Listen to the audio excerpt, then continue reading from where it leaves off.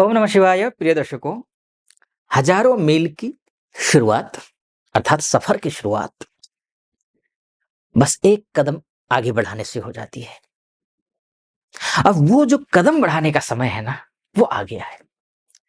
वसंत पंचमी से लेकर के 31 मई के बीच में अर्थात वसंत पंचमी अर्थात 3 फरवरी से लेकर के 31 मई तक का जो समय है, वो आपके लिए आपकी कुंडली में अनेकों प्रकार के राजयोग बन रहा है। अनेकों लेकिन कमजोर भी है, कुछ ग्रह मजबूत हैं, कुछ कमजोर हैं, कुछ दुर्योग हैं, कुछ शुभ योग हैं। क्या-क्या है? लक्ष्मी नारायण नामक राजयोग, पंचग्रही योग, सूर्यादित्य बुधादित्य नामक राजयोग, शुक्रादित्य नामक राजयोग, आपका शुक्र का उच्च का होना। इसके साथ-साथ में कुछ अशुभ योग हैं, जैसे कि श्रापित दोष, प्रेत बाधा दोष, आपके पिशाच दुर्योग, ये सारे योग बन रहे हैं। कौन सा योग आपके लिए शुभ फल देगा, कौन सा योग कमजोर है, जो कमजोर योग के लिए क्या करें जिससे कि इस कमजोर योग को मजबूत बनाया जा सकता है और उसका पूर्ण फल प्राप्त किया जा सकता है। कौन सा दुर्योग है जिसको क्या करने से वो दुर्योग कमजोर हो जाएगा, शुभ योग अच्छा हो जाएगा। इसी सभी विषयों पर चर्चा करेंगे हम इस वीडियो में। बात मेष राशि की करेंगे। मेष राशि वालों के लिए देखिए, ये जो द्वादश भाव है, द्वादश भाव वैसे खराब होता है, यानी ये व्यय का भाव है, ये पराजय का भाव है। द्वादश भाव अच्छा होता नहीं है, व्यय करता है। किन किन चीजों का व्यय करेगा, किन किन चीजों का लाभ करेगा, इस पर हम समझते हैं। आइए, सबसे पहले तो ये शुक्र जो है ना, देखिए यहाँ पर आप देख रहे होंगे, ये जो शुक्र है, शुक्र क्या है? शुक्र अर्थात धन। शुक्र धन धान्य को वृद्धि करने वाला ग्रह शुक्र। शुक्र के बिना शादी नहीं होती, शुक्र के बिना प्यार नहीं होता, शुक्र के बिना लग्जरी लाइफ नहीं होती, शुक्र के बिना आप अच्छी लाइफ के साथ में अच्छा पहनना, अच्छा खाना, अच्छा देखना, और इस कम से कम इस भौतिक युग में, इस कलयुग में शुक्र के बिना आपका एक कदम चलना भी मुश्किल है। हाँ, वो अलग बात है कि बिल्कुल आप सन्यास की तरफ चले जाएं, भौतिकता से दूर रहें, बिल्कुल आध्यात्मिकता की ओर चले जाएं और आध्यात्मिकता भौतिकता को कोई सरोकारी ना हो, तब तो ठीक है। अन्यथा शुक्र के बिना आगे बढ़ पाना मुश्किल है। और ये शुक्र उच्च का हो रहा है, और द्वादश का शुक्र खराब नहीं होता है, उच्च का है, खराब भी नहीं है। सारे ग्रह खराब होते हैं यहाँ, लेकिन शुक्र खराब नहीं होता, यहाँ शुभ फल ही देता है। तो ये जो जितना भी मैंने फल बताए ना, सारे फल आपको शुक्र देगा ही, ये मानकर चलिए आप। ठीक। हाँ, मेष राशि है, शनि की 7.5 शुरू होने वाली है, ये अलग बात है आपके ऊपर। इसके बावजूद 31 मई तक का समय ठीक है, लेकिन कुछ सावधानियां भी बरतनी होंगी। उससे पहले अच्छे-अच्छे और कौन-कौन से पॉइंट है, ये आपको मैं बता देता हूँ। देखिए, उसके बाद जाकर के लेकिन आपने थंबनेल में देखा होगा, शुक्र तो अभी ये 28 जनवरी से ही उच्च के हो जाएँगे। लेकिन थंबनेल में आपने देखा 3 फरवरी से। वो इसलिए, कोई भी ग्रह एक राशि को छोड़ करके दूसरी राशि में प्रवेश करता है, शुरुआती लेवल में वो ग्रह मृत अवस्था या फिर बाल अवस्था में होता है। तो दोनों ही स्थिति ठीक नहीं है। तो ये 5 डिग्री से ऊपर चला जाएगा, 6 डिग्री में चले जाएँगे ये शुक्र। 6 डिग्री में जैसे ही जाएँगे, ये एक्टिव हो जाएँगे और आपको फल देने लगेंगे। तो इसीलिए थंबनेल में आपने देखा होगा 3 फरवरी। तो ये एक रीज़न है। उसके बाद जाकर के 27 फरवरी को ये जो बुध है, वो यहाँ पहुँच जाएँगे। 27 फरवरी को जैसे ही यहाँ बुध पहुँचेंगे, नीच के हो जाएँगे। नीच के बुध द्वादश में होना ठीक नहीं है, बिल्कुल अच्छा नहीं है। लेकिन नीच भंग राजयोग बन रहा है। नीच भंग राजयोग में बस आपको 2-3 चीज़ों का ध्यान रखना है। शुक्र के लिए तो मैंने आपको बताया है, शादी, विवाह, बिज़नेस इत्यादि के लिए शुक्र अच्छा है, बहुत अच्छा है। बुध भी बिज़नेस का ग्रह होता है, और आपके लिए बुध जो है, नीच भंग राजयोग के साथ-साथ में विपरीत राजयोग भी बना रहा है। तो यहाँ पर बुध जा रहा, भले ही रहा हो, खराब ज़रूर होता हो, लेकिन मेष राशि या लग्न वालों के लिए खराब नहीं होता है। क्योंकि नीच भंग राजयोग के साथ-साथ में शुक्र बैठा है, इसलिए नीच भंग राजयोग हो गया। लेकिन बुध वहाँ जैसे ही जाएगा, ये क्या हो जाएगा? ये विपरीत राजयोग में परिवर्तित हो जाएगा। यानी कि बिल्कुल विपरीत परिस्थिति होने के बावजूद आप एकदम से उभर कर आएँगे, निखर कर आएँगे और अच्छा करेंगे, सब कुछ सेटल कर देंगे। क्या होगा? अच्छा अच्छा करेंगे, बिज़नेस अच्छा करेंगे, इंटरव्यू अच्छा करेंगे, नौकरी अच्छा करेंगे, पार्टनरशिप अच्छा करेंगे, बुद्धि विवेक अच्छी हो जाएगी, कुशाग्र बुद्धि हो जाएगी। इसके बावजूद कुछ चीज़ों का ध्यान रखना है। बुद्धि कुशाग्र होगी, वो बात अलग है, लेकिन बुद्धि को उस कुशाग्र बुद्धि को किस दिशा में लेकर के जाते हैं, वो आप पर निर्भर करता है। और ये जो नीच का हो जाएगा, द्वादश में हो जाएगा कि एक नुकसान है, बुद्धि तीव्र होगी, प्रेजेंस ऑफ माइंड अच्छा हो जाएगा, विवेक अच्छा हो जाएगा, काम करेंगे, क्लाइंट को डील करेंगे, इंटरव्यू अच्छा दे देंगे। बावजूद इसके आप उस बुद्धि को दुरुपयोग कर सकते हैं। आप उस बुद्धि का सदुपयोग करिए, अच्छे काम की ओर लगाइए, इंटरव्यू देने में लगाइए, पढ़ने में लगाइए, अच्छी बातों में लगाइए, ज्ञान की बातों में लगाइए। ये आपको ध्यान रखना है बुध। दूसरी बात, जैसे ही आप बुध जाएँगे, आप दिखावा करेंगे तो खत्म है। कुछ भी नहीं होगा, कुछ हासिल नहीं करने वाले दिखावा करेंगे तो।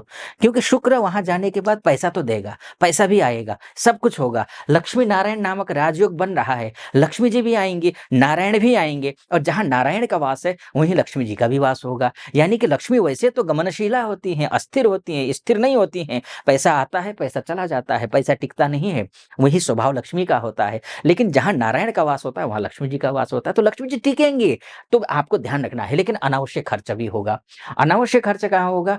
टिकेंगी तो सही, लेकिन अनावश्यक खर्च कहाँ होगा? हो सकता है यात्रा पर चले जाएँ आप, घूमने-फिरने के लिए चले जाएँ, है ना? इस तरीके से कुछ अनावश्यक खर्चा करने से बचिए। यात्रा अच्छी बात है, ये लक्ष्मी जी टिक रही हैं तो उनको टिकाए रखिए। करना क्या है आपको? कनकधारा स्तोत्र का पाठ करना है। और ये योग कब तक बन रहा है? लक्ष्मी नारायण राजयोग और नीच भंग राजयोग, ये आपका, और विपरीत राजयोग, ये आपका बन रहा है आपका 27 फरवरी से लेकर के 7 मई तक। अद्भुत है, बहुत अच्छा है। बस आप कनकधारा स्तोत्र का पाठ कीजिए या फिर विष्णु सहस्त्र नाम का पाठ कीजिए या श्री सूक्तम का पाठ कीजिए। ये लक्ष्मी जी आएँगी भी, टिकेंगी भी। ये बात हो गई। आगे मैं बढ़ूँ, एक निवेदन आपसे करना चाहूँगा। यहाँ तक पहुँचे हैं आप और सटीक लग रहा हो, चैनल को सब्सक्राइब कर दीजिएगा, वीडियो को लाइक और कमेंट बॉक्स में जाकर के महादेव का भक्त हूँ, कृपा आप पर भी बनी रहे, ऐसी मेरी कामना। हर हर महादेव 5 बार, 11 बार, 21 बार, जो भी श्रद्धा बने आप लिख दीजिएगा। चलिए, आइए फिर से विषय पर आते हैं। तो अब ऐसी स्थिति में बुध बुध चले गए, लेकिन सूर्य जो है देखिए यहाँ से, सूर्य सूर्य भी पहुँच जाएँगे यहीं। कितने तारीख को? 14 मार्च को। सूर्य का यहाँ जाना ठीक नहीं है। सूर्य का वैसे तो योग बन रहे, कौन-कौन से योग बन रहे हैं? बुधादित्य नामक राजयोग, शुक्रादित्य नामक राजयोग बन रहा है। ये अच्छे राजयोग हैं, लेकिन वो एक्टिवेट नहीं होंगे। सूर्य वहाँ कमज़ोर हो जाता है, बेहद कमज़ोर हो जाता है। अगर एक्टिवेट करना चाहते हैं, प्रातःकालीन सूर्य का दर्शन कीजिए, सूर्य को अर्घ्य दीजिए, सूर्योदय से पहले उठिए, दर्शन कीजिए सूर्य का और इस तरह कर लीजिए, आदित्य हृदय स्तोत्र का पाठ कर लीजिए। इससे आपका सूर्य मजबूत होगा, फिर भी वहाँ कमज़ोर होता है और वैसे भी बोलते हैं ना, एक कहावत है ना, वैसे भी करेला उसमें नीम चढ़ा। वैसे भी सूर्य वहाँ जाने के बाद खराब होता ही है, कमज़ोर होता ही है और उसमें से राहु है तो ग्रहण योग लगा हुआ है, यानी कि सूर्य बेहद कमज़ोर हैं। तो ये बहुत अच्छे नहीं रहेंगे। आपका कॉन्फिडेंस लेवल हिला सकता है ये। आपके उच्चाधिकारी से जो है ना आपकी बहुत अच्छी बनने वाली नहीं है। उसके बाद जाकर के, क्योंकि ग्रहण योग बन रहा है ना, पॉलिटिक्स में सफलता मिलने वाली नहीं है। बल्कि आप पॉलिटिक्स में, घर का पॉलिटिक्स हो, ऑफ़िस का पॉलिटिक्स हो, वो आप पर हावी होने वाला है। तो आपको निवेदन है, सूर्योदय से पहले उठिए, सूर्य का दर्शन कीजिए, अच्छा रहेगा आपके लिए। आदित्य हृदय स्तोत्र का पाठ कीजिए, तो कम से कम खराब नहीं होगा, है ना? बहुत अच्छा नहीं होगा सूर्य, तो खराब तो नहीं होगा। इतना कर लेते हैं अगर आप, तो ये आपके लिए ठीक है ना? ये सूर्य की बात हो गई। तो अब बात मैं करता हूँ किसकी? बात शनि की कर लेते हैं। शनिदेव जो है ना यहाँ बैठे हैं देखिए, शनिदेव भी चले जाएँगे यहाँ कितने तारीख को? ये चले जाएँगे शनि 29 मार्च 2025 को। शनि यहाँ जाने का मतलब क्या है कि जैसे ही यहाँ शनि पहुँचेंगे, शनि के ढैया साढ़े साती से आप बिल्कुल ग्रसित हो जाएँगे। लेकिन सावधानी बरतनी है। शनि की साढ़े साती के पहला चरण मस्तिष्क पर होता है। आपको टेंशन नहीं लेना है, बेफ़िक्र रहना है, बेझिझक रहना है। विदेश में रहने वाले लोग हैं, कोई भी, हमारी बहुत सारी माताएँ, बहनें हैं, भाई-बंधु हैं, एमएनसी में काम करने वाले हों, विदेश जाना चाहने वाले हैं, उनके लिए अच्छा है। हाँ, कुछ टेंशन ज़रूर है, लेकिन फिर भी ठीक है। लेकिन शनि वहाँ जाने का तात्पर्य ये है कि वो ठीक नहीं है, शनि की साढ़े साती भी शुरू हो जाएगी। उसके बाद आपका पिशाच नामक दुर्योग, खराब योग, अच्छा नहीं है वो योग, है ना? ये अच्छा नहीं है, बिल्कुल अच्छा नहीं है। जितना भी आपने अगर पीछे बुरे काम किए होंगे ना, उनको आपको सज़ा देगा ये। अब अभी करेंगे तो निश्चित रूप से देगा, बिल्कुल। इसलिए पहले अगर कहीं कोई गलती हुई है आपसे जाने में, अनजाने में, प्रायश्चित कर लीजिए, शुभ होगा आपके लिए, अच्छा होगा आपके लिए। तो ये है। लेकिन 18 मई तक ध्यान रखिएगा, 29 अब मार्च से लेकर 18 मई तक पिशाच योग बन रहा है, श्रापित दोष बन रहा है, प्रेत बाधा दोष बन रहा है। कहीं गलत नहीं करना, कुछ नहीं करना। अगर आपने किया तो आपका बहुत बड़ा नुकसान होगा। अच्छे कर्म कीजिए, अच्छा कार्य कीजिए, सबसे प्यार कीजिए, कहीं से बदमाशी कुछ भी मत करिए, है ना? ये निवेदन है। अगर इतना करते हैं तो वो दोष नहीं होगा। अगर आपने कहीं कुछ किया है, गलत हुआ है आपसे, तो ऐसी स्थिति में शनि से संबंधित उपाय कर लीजिए। वो आप जो है सवा किलो कच्चा कोयला, सवा किलो उड़द की दाल, 2 कील और 1 नारियल काले कपड़े में बाँध करके बहती हुई नदी में, पानी में आप प्रवाहित कर दीजिए शनिवार के दिन। अगर इतना कर लेते हैं तो आपका जो शनि, राहु के द्वारा जनित जो पिशाच योग बन रहा है, उस दोष की शांति हो जाएगी। तो ये आप कर लीजिए। तो इतना अगर कर लेते हैं, दीन दुखी जो गरीब होते हैं उनकी सेवा कीजिए, इतना कर लेते हैं तो दोष नहीं लगेगा। लेकिन ध्यान रखिएगा, ये मैंने मोटा-मोटी तौर पर आपको बताने की कोशिश की है कि ये ग्रह यहाँ जाएगा, ये फल देगा, ये योग बनेगा। तो शास्त्र के अनुरूप। लेकिन आपकी कुंडली ही आपका सर्वस्व है, आपकी कुंडली ही आपका परम सत्य है। आप अपनी कुंडली दिखाना चाहते हैं, महिला हो या पुरुष हो, विदेश में रहते हो या विदेश में रहते हो, तो नीचे नंबर है, उस नंबर पे कॉल कीजिए या फिर व्हाट्सएप कीजिए, मेरी टीम से बात कीजिए और अपॉइंटमेंट ले लीजिए। मैं स्वयं आपकी कुंडली का विश्लेषण करूँगा। सटीक लगा हो, सब्सक्राइब, लाइक और कमेंट ज़रूर कर दीजिएगा। आप सुखी रहें, संपन्न रहें, महादेव की कृपा आप पर बनी रहे, ऐसी मेरी कामना। अनुमति दीजिए। ओम नमः शिवाय।